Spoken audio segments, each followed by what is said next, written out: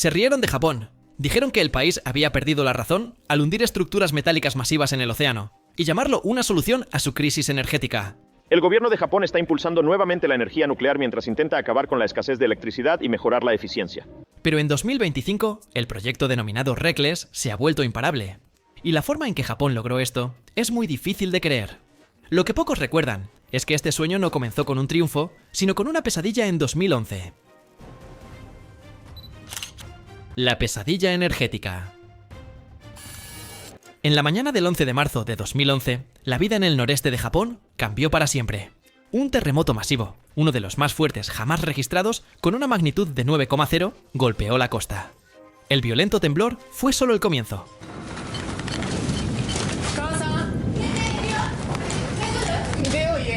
En cuestión de minutos, una pared de agua de más de 12 metros de altura se abalanzó hacia la tierra.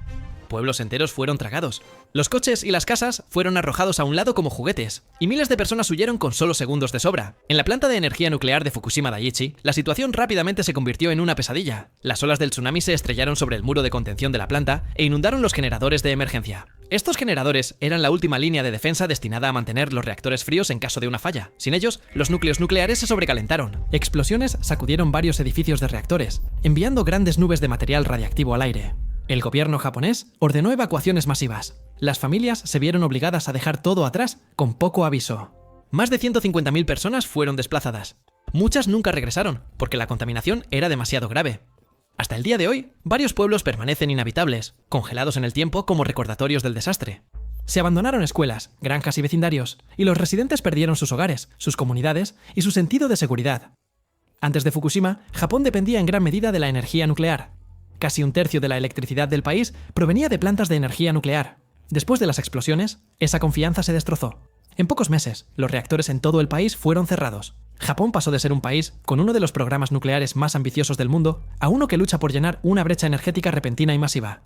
Con la energía nuclear esencialmente desaparecida, Japón no tuvo más opción que recurrir a combustibles fósiles importados.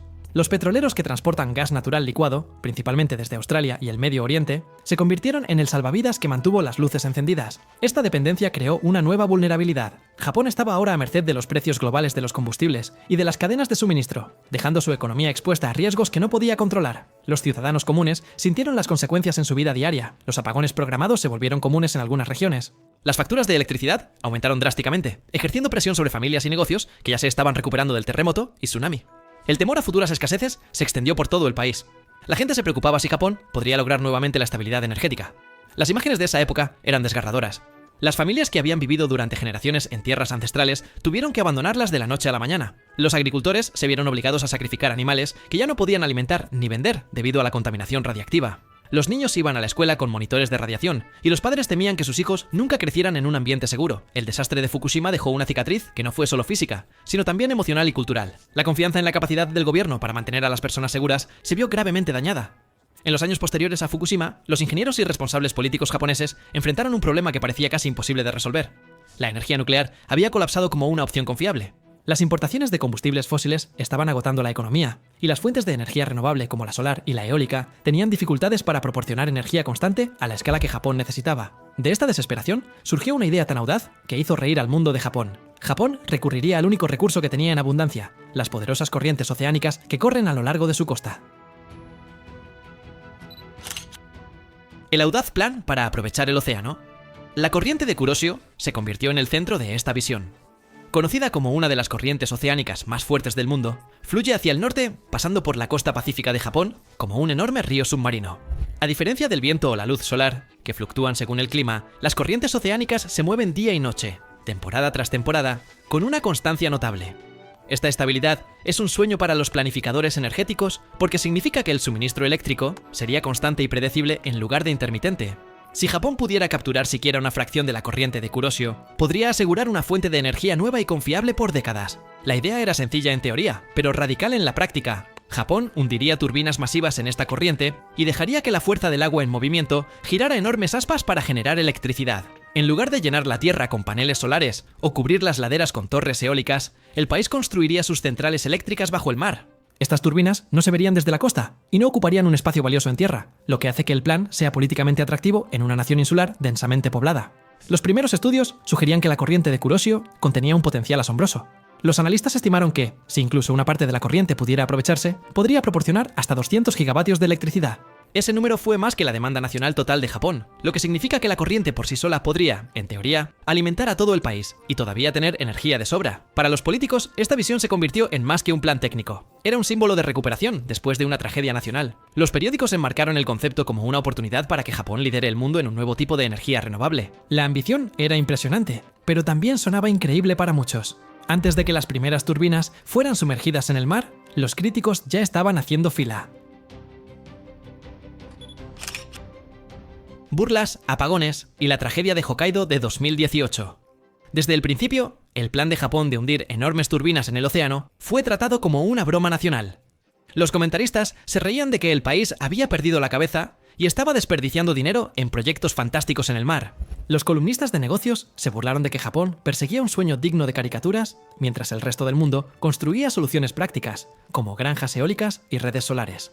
Los críticos internacionales fueron aún más duros, declarando: Japón quiere abastecerse de energía con máquinas invisibles en el océano profundo, pero ni siquiera puede mantener las luces encendidas durante una tormenta. Los críticos se refirieron inmediatamente al apagón de 2018. En septiembre de ese año, antes del amanecer, un potente terremoto sacudió Hokkaido. Midiendo 6,7 en magnitud, sacudió la isla con suficiente fuerza como para derribar casas mientras deslizamientos de tierra enterraban comunidades enteras. Pero el verdadero desastre vino cuando la planta termal de Tomatotsuma, que proveía casi la mitad de la electricidad de Hokkaido, quedó fuera de servicio. En un instante, toda la red colapsó. Toda Hokkaido se quedó a oscuras. Más de 5 millones de residentes perdieron electricidad. Los trenes se detuvieron en sus vías. Los semáforos se apagaron, causando caos en las intersecciones y enormes atascos de tráfico. Las familias quedaron en apartamentos helados sin luz, sin calefacción y sin forma de evitar que la comida se echara a perder. Los hospitales cambiaron a generadores de emergencia, pero algunos se quedaron peligrosamente bajos de combustible.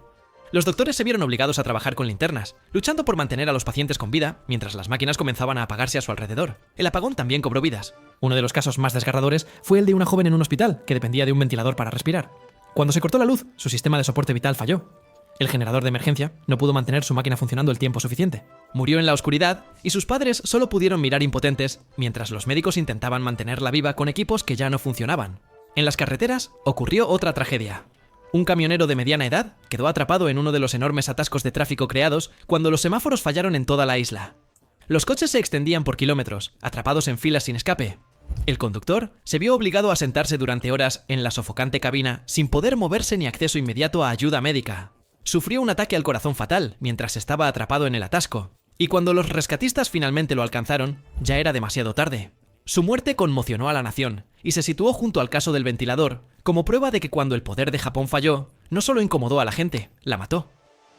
El proyecto de turbinas de mareas se convirtió en un blanco fácil después. Los políticos y comentaristas señalaron directamente a Hokkaido. Dijeron que Japón no tenía por qué invertir miles de millones en máquinas sumergidas en el océano cuando la gente moría en autopistas y hospitales, porque la red nacional era muy frágil. Los foros en línea fueron aún más crueles, con comentaristas diciendo que lo único que el proyecto oceánico de Japón estaba impulsando era la risa del mundo. A pesar de la molestia de esa humillación, los ingenieros de Japón se negaron a rendirse. Lejos de los titulares, comenzaron a preparar su primer paso real en el océano. Primeros pasos, hundiendo la turbina piloto. En 2021, Japón finalmente pasó de la teoría a la práctica. El país lanzó su primer experimento real con la energía de corrientes oceánicas al instalar un prototipo de turbina conocido como el AR500. Este fue un dispositivo piloto construido para probar la tecnología a escala limitada antes de intentar implementaciones más grandes. El AR500 podría generar 500 kilovatios de electricidad, suficiente para abastecer a unos pocos cientos de hogares, pero muy por debajo de lo que Japón necesitaba a nivel nacional. Nunca se pretendió que resolviera la crisis por sí solo. En su lugar, era una herramienta de aprendizaje colocada en el estrecho de Naru para preparar a los ingenieros para un objetivo mucho más grande: aprovechar la corriente de Kuroshio, que tenía el potencial de generar hasta 200 gigavatios de energía. Aunque modesto en tamaño, el AR500 representaba un primer paso crítico hacia esa ambición. El equipo comenzó colocando la turbina en el estrecho de Naru, un cuerpo de agua estrecho en Japón, donde las corrientes oceánicas son fuertes y constantes. Elegir esta ubicación fue estratégico. El estrecho ofrecía un flujo de agua lo suficientemente potente como para girar las palas de manera constante, pero también estaba cerca de la costa, lo que facilitaba conectar el dispositivo a equipos de monitoreo y realizar reparaciones. El AR500 funcionaba con el mismo principio que una turbina eólica, pero en lugar de que las palas giraran en el aire, las palas eran movidas por la fuerza del agua de mar en movimiento. El agua del océano es aproximadamente 800 veces más densa que el aire, por lo que incluso una corriente relativamente lenta transporta una cantidad tremenda de energía. Esta densidad permite que las turbinas impulsadas por agua generen más energía con palas más pequeñas en comparación con las turbinas eólicas. Sin embargo, también significa que el estrés sobre el equipo es mucho mayor, por lo que el piloto fue esencial para probar la durabilidad. Uno de los mayores desafíos de ingeniería fue anclar el dispositivo. En tierra, una turbina eólica puede ser fijada a una base sólida. En el océano, el lecho marino es irregular. Cambia y está constantemente sometido a fuerzas enormes de las mareas y tormentas. Los ingenieros tuvieron que diseñar un sistema de amarre lo suficientemente fuerte como para mantener una estructura de 300 toneladas estable bajo presión extrema. Adaptaron técnicas de plataformas petroleras marinas que tienen décadas de experiencia en anclaje en aguas profundas. Se introdujeron cables de acero gruesos en el lecho marino, mientras plataformas flotantes mantenían la turbina suspendida en la parte más fuerte de la corriente. Otro desafío fue la corrosión. El agua salada es uno de los entornos más destructivos para las máquinas.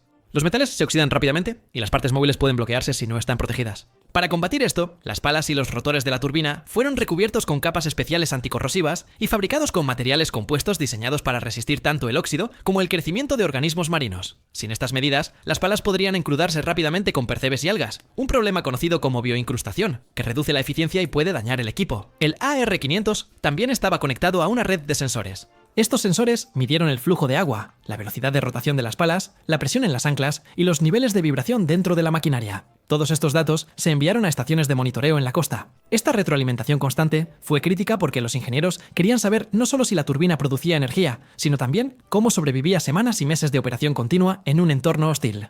Una vez que la turbina fue instalada, comenzó a generar electricidad con éxito. La producción de electricidad era limitada, suficiente solo para unas pocas centenas de hogares, pero ese nunca fue el objetivo. El piloto fue diseñado para responder preguntas clave. ¿Podría la estructura sobrevivir a tormentas fuertes? ¿Podrían las palas girar continuamente sin romperse? ¿Podrían los equipos de mantenimiento acceder a la máquina de manera segura? Y lo más importante, ¿podría el sistema proporcionar electricidad estable y predecible sin interrupciones importantes? Los resultados fueron prometedores. El AR500 demostró que las turbinas oceánicas podían generar energía confiable en condiciones reales. También les dio a los ingenieros lecciones valiosas. Aprendieron cómo se desplazaban las anclas durante las tormentas, cómo se desgastaban los cables con el tiempo y con qué frecuencia necesitaría mantenimiento la turbina. Cada problema revelado por el piloto se convirtió en una oportunidad para fortalecer el diseño de las turbinas más grandes que seguirían. Pero pasar de un pequeño piloto a turbinas a gran escala fue un desafío completamente diferente. El momento en que Japón intentó aumentar la escala, los problemas se multiplicaron y la ola de burla volvió con fuerza. Contratiempos y burla intensificada. El primer problema fue el exceso de costos. Instalar turbinas en el océano abierto fue mucho más caro de lo que los ingenieros habían proyectado. Cada etapa, desde el transporte de equipos pesados hasta la contratación de barcos y buzos especializados, costó millones. Construir una turbina que pudiera resistir la exposición constante al agua de mar requirió materiales avanzados y recubrimientos que elevaron los precios aún más. Luego vino el desgaste. El piloto ya había mostrado lo corrosivo y castigador que podría ser el mar, pero las turbinas más grandes sufrieron de maneras que los cálculos no habían previsto completamente. Las anclas se movieron más de lo esperado durante las tormentas, lo que significó reparaciones costosas. Cables que llevaban la energía de vuelta a la costa comenzaron a mostrar daños antes de lo planeado. Incluso las palas de la turbina, diseñadas con capas anticorrosivas, desarrollaron grietas debido a la enorme presión de las corrientes rápidas. Los fallos más visibles ocurrieron cuando los primeros prototipos más grandes fueron colocados en aguas más agitadas. Algunas turbinas experimentaron fallos mecánicos en cuestión de meses. Los cojinetes se desgastaron, las cajas de cambios se trabaron. En un caso, una máquina se soltó de sus amarras y tuvo que ser rescatada a un costo enorme. Las tripulaciones tuvieron que montar operaciones de rescate con grúas y barcazas, gastando millones solo para llevar el equipo dañado de vuelta a la costa. Cada uno de estos contratiempos fue amplificado por los críticos. La prensa fue despiadada. Los titulares se burlaban del proyecto llamándolo un agujero para el dinero de los contribuyentes. Los comentaristas compararon las turbinas oceánicas con submarinos que no hacen nada más que devorar dinero. Los analistas de negocios preguntaron por qué Japón estaba hundiendo estructuras cuando la energía eólica marina es más barata y comprobada. La risa que había seguido al plan años antes ahora regresó aún más fuerte, armada con nueva evidencia de fracaso. El progreso de otros países solo hizo que la humillación fuera más aguda. Europa, especialmente el Reino Unido y Dinamarca, estaban experimentando un enorme crecimiento en las granjas eólicas marinas. La tecnología estaba comprobada, los costos estaban disminuyendo, y las turbinas estaban proporcionando electricidad de manera confiable a millones de hogares. En este contexto, el experimento de Japón parecía cada vez más tonto. En lugar de unirse a la historia de éxito global, parecía estar atrapado en su propio desvío costoso. En casa, la oposición se hizo más fuerte. El presupuesto de Japón ya estaba estirado por el costo de reconstruir después de terremotos, tsunamis e infraestructura envejecida. Los políticos y figuras públicas empezaron a argumentar que el país no podía permitirse malgastar dinero en proyectos que llamaron condenados al fracaso. Exigieron que los fondos se destinaran a reparar la frágil red nacional, reconstruir hospitales y arreglar carreteras en mal estado. Para muchos ciudadanos, el recuerdo del apagón de 2018 aún estaba fresco. Preguntaban por qué el gobierno estaba experimentando con el océano mientras la gente había muerto debido a fallos en tierra. Dentro de los equipos de ingeniería, el ambiente era sofocante. Los científicos y técnicos sabían que los problemas no eran imposibles de resolver, pero necesitaban tiempo, datos y financiación. En cambio, enfrentaban titulares diarios que cuestionaban su competencia y políticos insinuando cerrar el programa. Cada fracaso no se veía como parte del proceso de aprendizaje, sino como prueba de que todo el concepto estaba condenado. Durante un tiempo, parecía que los críticos podrían tener razón. Los contratiempos se acumularon, el ridículo se intensificó y el sueño del poder oceánico parecía que podría colapsar bajo su propio peso. Y sin embargo, contra todo pronóstico, llegó un avance que lo cambió todo. El primer avance. A principios de 2025, después de años de frustración, Japón finalmente dio el salto de experimentos a pequeña escala a algo que realmente importaba. La nación instaló su primera turbina de marea a escala de megavatios, conocida como AR-1100, en el estrecho de Naru. A diferencia del piloto anterior, que había sido poco más que una prueba de concepto, esta máquina fue diseñada para mostrarle al mundo que la energía mareomotriz podría funcionar a nivel nacional. La AR-1100 recibió su nombre debido a su capacidad, 1.1 megavatios. Un solo megavatio es suficiente para abastecer a cientos de hogares con electricidad, y esta turbina prometía un suministro constante e ininterrumpido. A diferencia de los paneles solares, que dejan de generar por la noche, o las granjas eólicas, que pueden quedar inactivas en días tranquilos, la energía mareomotriz es impulsada por corrientes oceánicas que nunca dejan de moverse. Esa estabilidad significaba que el AR-1100 podía suministrar electricidad a la red cada hora de cada día, proporcionando un tipo de consistencia que Japón había estado deseando desde Fukushima. La ingeniería detrás del AR-1100 era notable. Los rotores de la turbina se extendían como un molino de viento submarino, diseñados para capturar el denso flujo del agua de mar. Debido a que el agua es mucho más pesada que el aire, las palas podían girar lentamente y aún así generar grandes cantidades de energía. Esto reducía el desgaste en comparación con las turbinas de alta velocidad y hacía el sistema más duradero. Toda la estructura pesaba cientos de toneladas y su instalación requería barcos especializados, grúas y buzos trabajando juntos con precisión. Anclarlo fue un desafío en sí mismo. Las corrientes en el estrecho de Naru son poderosas, y las tormentas a menudo barren el Pacífico con una fuerza devastadora. Los ingenieros utilizaron líneas de amarre similares a las desarrolladas para las plataformas petroleras marinas, incrustando anclas masivas en el lecho marino para mantener la estructura firme. Una vez que la turbina estuvo en su lugar, la siguiente prueba fue conectarla a la red. Se tendió un cable de alimentación submarino de alta resistencia a través del fondo marino, conectando directamente la turbina al Sistema Eléctrico Nacional de Japón. Esta conexión fue histórica. Por primera vez, la energía generada por una corriente submarina fluyó hacia hogares, negocios y hospitales en Japón. Lo que una vez fue descartado como ciencia ficción, se hizo visible en números reales en la red. Cuando el sistema se puso en marcha, en febrero de 2025, los ingenieros en tierra observaron cómo los medidores aumentaban. El AR-1100 estaba generando a plena capacidad, entregando electricidad constante día y noche. Para los equipos que habían soportado años de ridículo, se sentía como una reivindicación. Pero la verdadera revolución no vino solo de la instalación en sí, sino de lo que sucedió después. Del ridículo a la revolución, y el futuro de un Japón impulsado por el océano. El punto de inflexión llegó a mediados del año 2025, cuando el Ministerio de Economía, Comercio e Industria de Japón, conocido como METI, certificó oficialmente que el AR-1100 era una fuente renovable adecuada para la red eléctrica. Los medios de comunicación, que antes se habían burlado del proyecto, cambiaron de opinión casi de la noche a la mañana. Los titulares que antes se habían mofado de Japón por perseguir fantasías en el mar, ahora publicaban historias sobre la revolución del océano de Japón. Los comentaristas que se habían reído de la idea de turbinas gigantes bajo el agua, comenzaron a comparar el avance con los logros de ingeniería más orgullosos de Japón, como el tren bala Shinkansen. La opinión pública también cambió. Durante años, los ciudadanos comunes se habían quejado sobre el dinero desperdiciado en el extranjero mientras se producían apagones en casa, pero con la certificación del gobierno y la cobertura de noticias celebrando el logro, muchos comenzaron a sentir orgullo en lugar de duda. Los inversores también notaron el cambio. Las empresas de capital de riesgo que habían evitado el proyecto comenzaron a invertir dinero en empresas de energías renovables marinas. Grandes corporaciones firmaron acuerdos de asociación para acelerar la investigación y producción. Los constructores de barcos vieron oportunidades para expandirse en el transporte de turbinas. Las empresas de ciencia de materiales invirtieron en nuevas tecnologías anticorrosión.